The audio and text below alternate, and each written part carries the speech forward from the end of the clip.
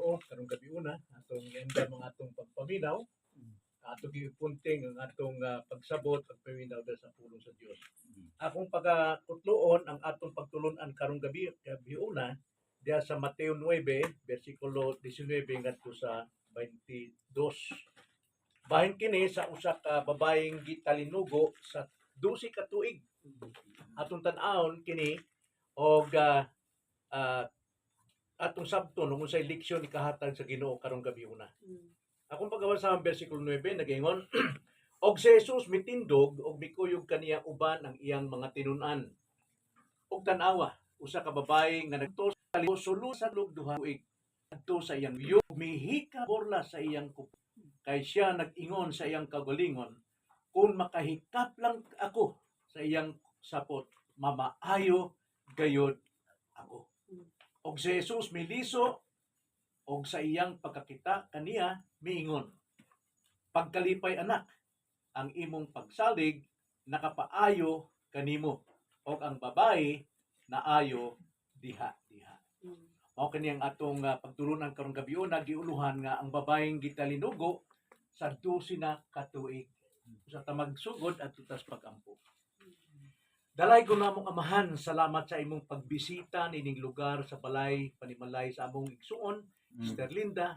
Salamat Ginoo kay kini imong anak o kini nagpangita kanimo o ikaw usab nagpangita sa iyang pagsalig kanimo bisan pa sa kalisod sa iyang kinabuhi karon kay iyang kahimtang apan do na kay grasya labaw pa sa iyang kinahanglanon. Kinahanglan lamang nga among tian ang pulong aron awhag maghatusog sa ang mga bukog aron kami makabarog diha sa pagsalig ug pagtuo diha kanimo.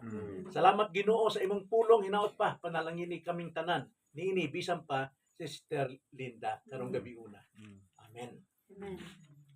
May usa ka kasaysayan adtong 1945 pagkahuman sa gera dinhi sa Pilipinas sa World War II. Unya miglabay ng 20 ka tuig nga ang mga Hapon ning surrender na unya mga Hapon do na tay maayo ng relasyon og nagkahigugmaay nagkiusa ng Pilipino og ang Hapon. Apan nabalitaan nga do na pay mga Hapon nga nagtago sa langob diha sa Mindoro dapit sa Lubang Island.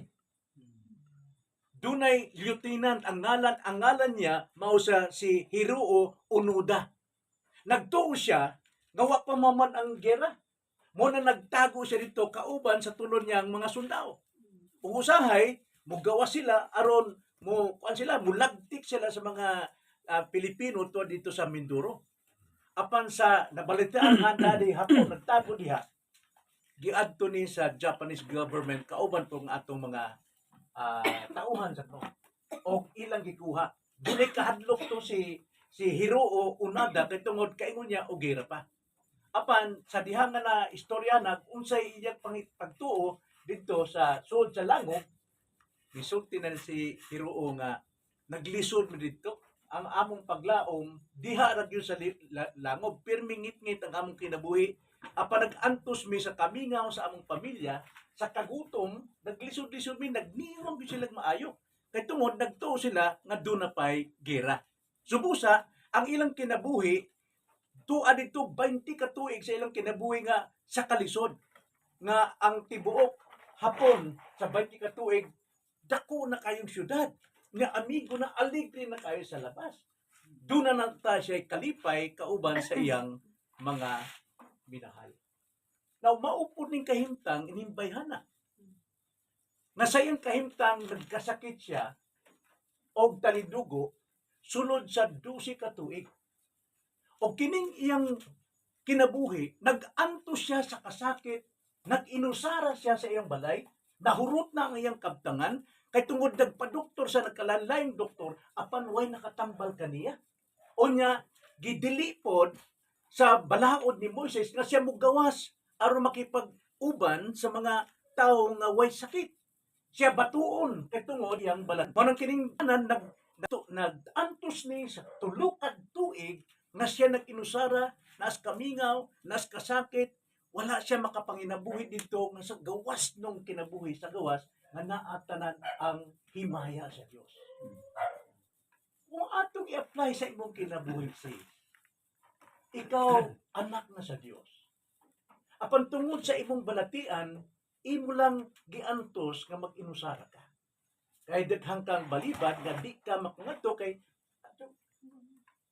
di ka makangadto sa pagsimba kay sakit imo mga tuod. Busa nag-antos ka sa kalisod sa imong sakit nga doon na may grasya sa Dios dito sa simbahan.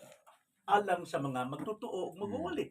Nga diha sa pagpaminaw nato kauban sa mga kaigsunan, fellowship na ang gugma sa matag usa.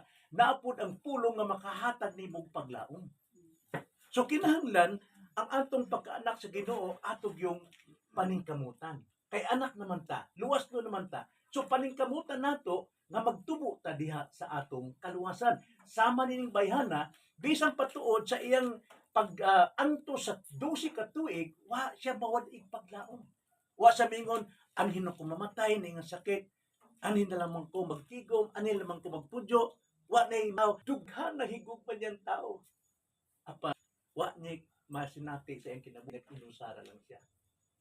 Apang kining bayhana, doon na lang gyapon siya pagsalig sa Dios. O sa iyang pagsalig, makita nato giayo gid siya sa Ginoo. So ano masabtan nato, unsa may atong makuha, unsa may makutlo nato nga mga leksyon nining pangitabuan nining bayhana. Kuha nato ni duha ka parte nga tagaan nato leksyon. Primero, tan-aw nato ang kahimtang nining bayhana. Unya ikaduha, tan-aw nato ang grasya ni Kristo nining bayhana. Kining bayhana, bisan pa sa iyang balatian nga tuskig na kayo siya, ni kayo di magkarap-karap na siya glakaw kay tungod sa iyang pagkaniwang na. Wa nay dugo iyang lawas. Papil na. Unya baho pagod siya. Dugo na sa iyang tanang sinina. Hinggang king. Pan doon na siya paglaom. Sa iyang paglaom, wa siya kamatyan na. Buhi ang iyang paglaom. Subusa makita nato diri kung sa iyang kahimtang, basahon nako. Og tan-awa, usa ka babae nga nag-antos sa talinugo, sulod na sa napulog duha ka tuig. Miadto sa iyo og mihikap sa burlas sa iyang kuko. Ang iyang paglaom, iya kining gibuhat.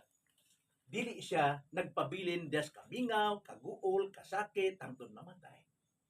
Kay mamatay gyud ta, ana man ta mamatay sa atong kasakit, sa atong kawalay paglaom, depression. Apan dunay grasya ang Dios sa mga taong dunay pagsalig kaniya. So busa makita to, kining bayhana wa ni muwad-ig pagsalig paglaom sa iyang kinabuhi. So busa iya kining gibuhat.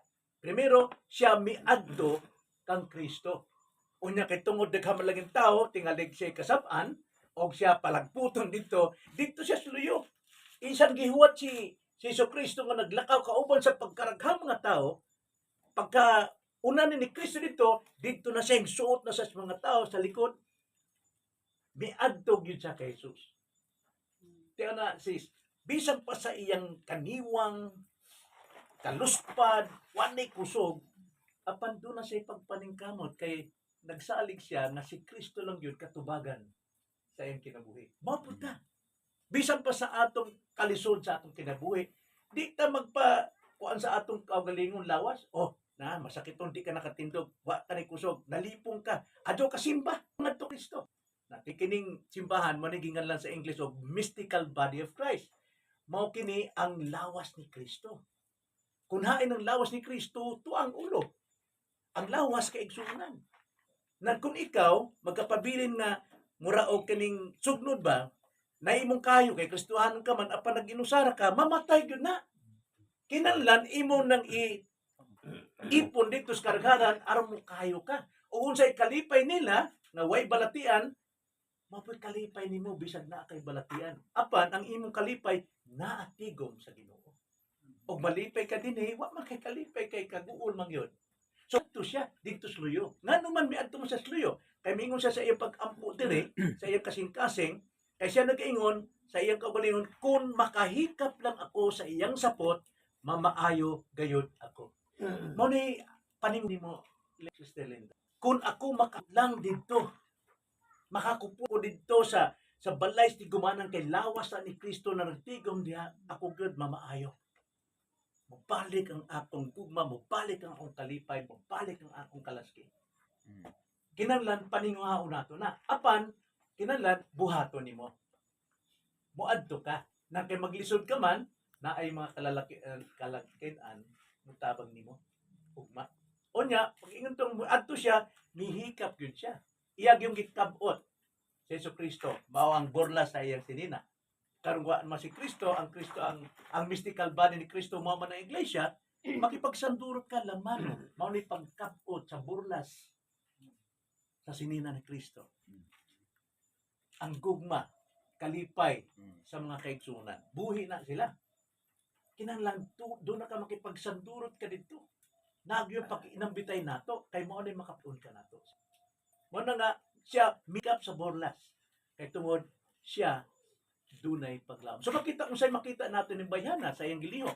Primero, puno siya sa kasakit. Apan ikaduha, puno siya sa paglaom. Ang iyang paglaom mo'y nakahatag kagawasan niya. Nga naman, sa iyang paglaom, puno siya sa pagtuo. Og tungod kay puno sa pagtuo, puno po siya sa pag-ampo. Lisod na ba kaning mag-ampo nga nag-inusara ta? Pero mas maagi na kitang tanan magkausap sa pag-ampo. Kay lalaki lang mo barog, apan kita makadungog, makatando kita, pinagi sa mga ampo. Nagkausa ta. Diba? Mas dako ang kaan kung daghantang nga nagkausa. Sama ba sa silhig, kung manilhig ka usar ka tukog, kung sa may trabaho nimo, nag-inusara ka ra. Apan kauban ka sa tibuok silhig, pagkara kong trabaho ato mabuhat. Magkaunungay ta. So makita nato, ang kahimtang sa babae, bisan tuod siya punog kasakit, apan puno siya sa paglaom, kay puno siya sa pagtuo, busa, puno siya sa pag-ampo. Karon, tanaw nato, kung mao ni imong kahimtang karon, makatalikod ka lang ang Ginoo. Tanaw nato ang grasya ni Jesus. Kantaon nato na ang grasya ni Jesus. So sa 21, tanawa ang grasya ni Jesus. Primero, tungod sa grasya ni Jesus, miliso siya kaingon sa babae. Di gyud matalikod sa mga to. Nganing kamot gyud nga makakabot kaniya pagi sa iyang iglesia. Miliso gud siya, magpangita gud siya. Sa laing dapit pa nangutana ang mga alagad, kinsa may imong giliso diha pagkaraghan tao dinhi. Di wa mi kaibaw kinsay mihikap sa imong porlas. Apan ang Ginoo kay kaibaw. Kaila siya kung kinsa. Kay tungod kusog kaayo, kuryente kaayo kanang gahom nga sa pagkaput nimo sa maong iglesia na agyod masabtan gi Ginoo. Mo ning primerong grasya sa Ginoo.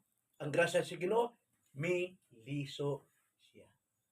Karon, kung naa ka dito sa iglesia, kay tuwa ka naman, nakakabot ka naman. Sa Ginoo siya, makinan, sulti sa Ginoo si Kristo. Maingon dire, o sa iyang pagkakita kaniya, bisulti si Jesus. Kung sabi gisulti ni Jesus, pagkalipay ang imong pagsalig, nakapaayo kanimo. Now, di ta magsalig o di ta magunahuna nga ang atong balatian mamaayo. Dili. Kay tungod, kining atong balatian bunga ni sa sala nga nadawat nato kang Adan.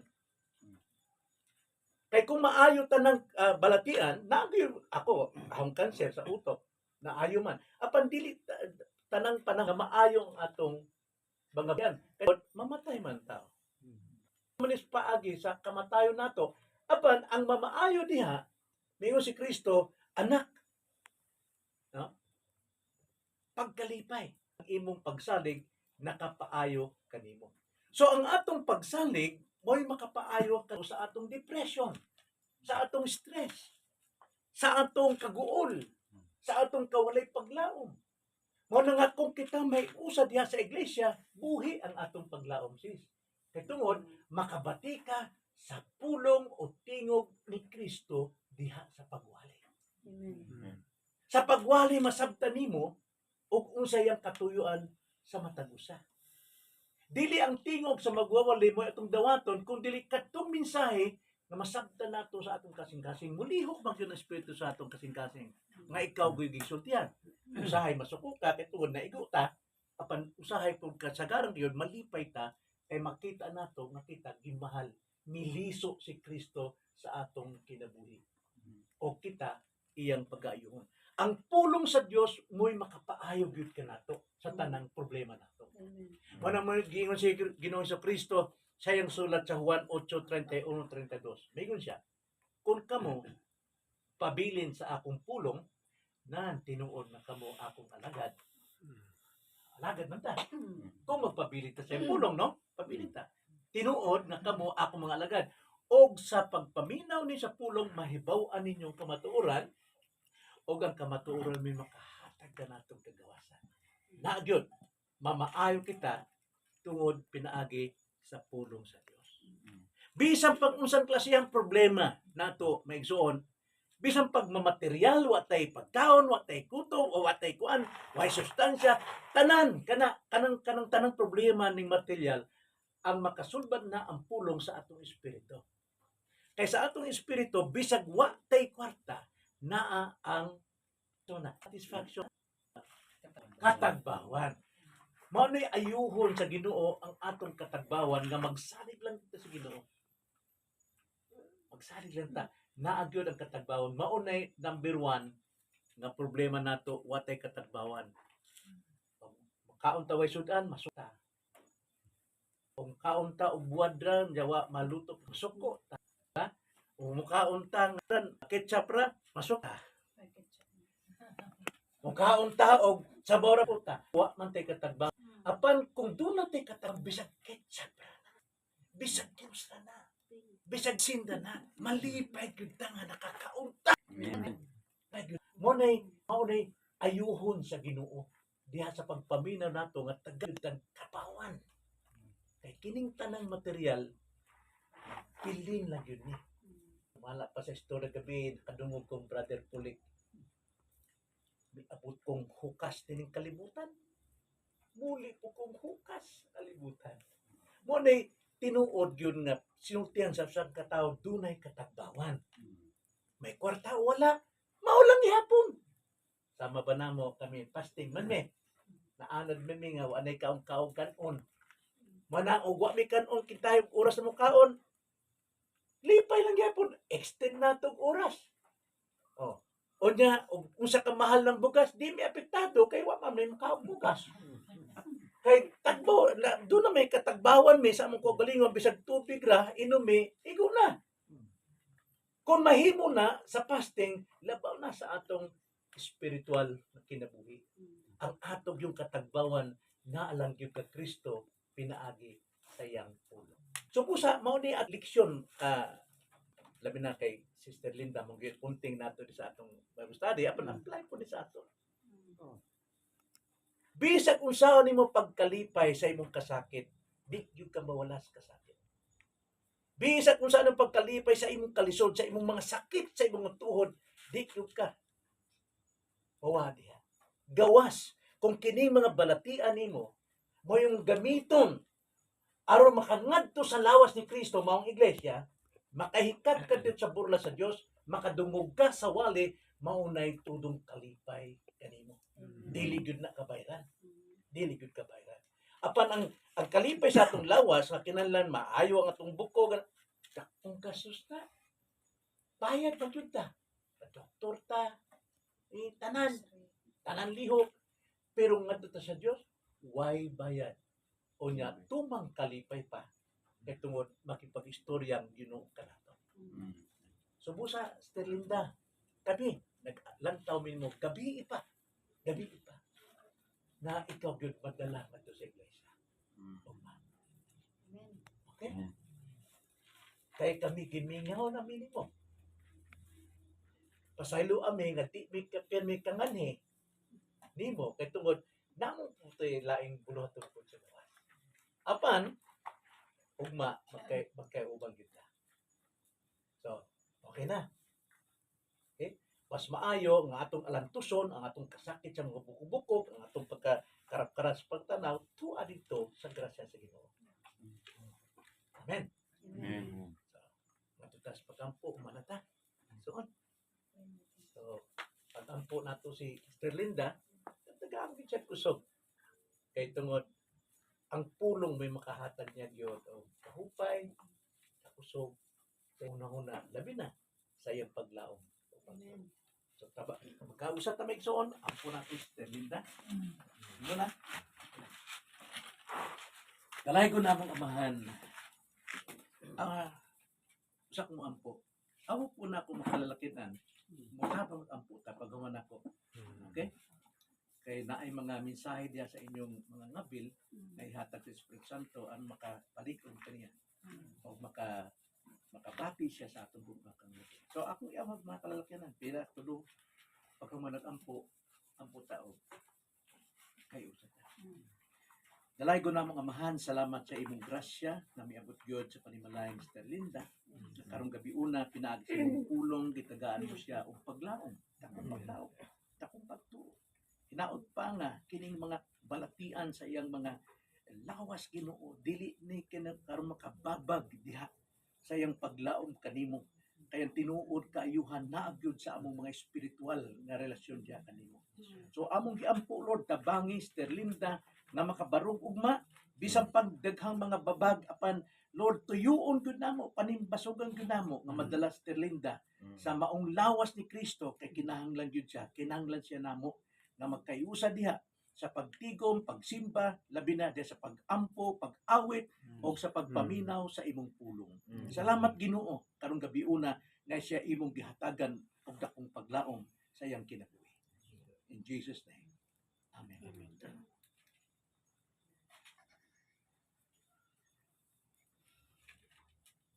Ginoo, hiling gabi una, salamat Ginoo nga ikaw nagpahayag ka sa pulong niya sa Sister Linda. Lord, dako gud among imuha, among makaog siya dito. Lord, pero ako ni Ginoo, amo siya gitagan sa iyang kahuyangon. Wala na mo ta, o dili, wala na mo among kuha, among responsibilidad, nga amo gisandad o nito.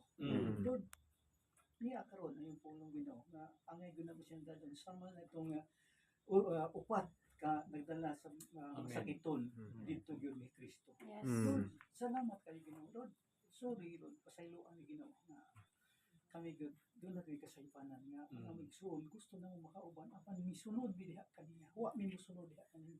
Sa Lord, amo giday ko salamatan ni Ginoo nga ugma Ginoo amo kini yung paningkamutan suba sa tabang Ginoo nga among tabangan ang igsoon nga makaabot ko dito makayusa na mo dito sa ugma Ginoo. Sa Lord, salamat kayo Ginoo nga ikaw magpalihok nga bisan pa siya Ginoo na sana mo nga na tinuod kalipay nga tinumakan kita na yan sa ngalan ni Kristo sa Amen. Lord, ikat na sa kagabion. Ikaw ang Diyos ng kapata sa among mga tinguha. Sampa, Sister Linda, nagka-maduyahon o masakiton. Ginoo, ikaw magahikap sa iyong panglawas nga tagan mo siya kung kusog. Yes. Nga makalahutay pa siya sa laing adlaw pa siyang kinabuhi. Mahidangat siya sa dito sa among balay katigumanan. Ikaw Diyos ligon nga makahatag og kusog pang lain pang adlaw, lain pang tuig siyang kinabuhi nga iyang kuno. Lord, dalay ko ikaw ni kang hapunon, amo kang gipasalamatan tungod kay ikaw Dios among dalangpanan ug mangluluwas kini tanan among isalig sa ngalan ni Jesus. Amen.